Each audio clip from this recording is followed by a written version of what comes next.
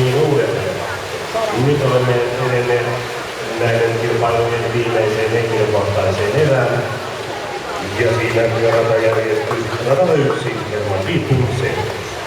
Kakkoselle Oskari Aalto, Seltu 3 Elias Herrevi, KSS 4 Kiri Evalov, KSS 5 Jani Heinilä, KSS 6 Santeri Hölttä, KSS 7 Jouni Patanov Orka ja radalla 8 Emil Penttinen Henkilö Huiman.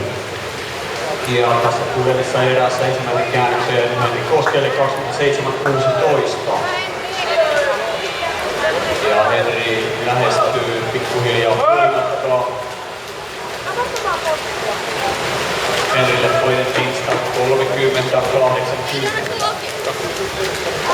Toisena Ene kolmantena Otto Tjaa.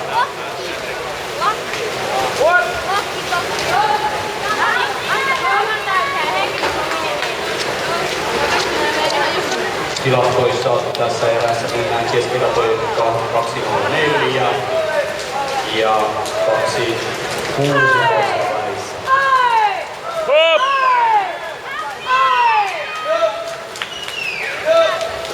Ja kolmas Vinstanen Kuskioinen 3.21.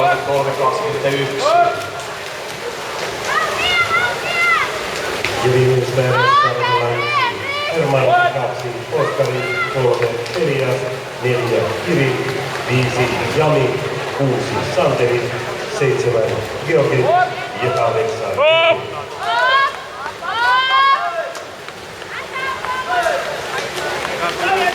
Ja Henri Koski-Kirkkonummelta lähestyy maalia.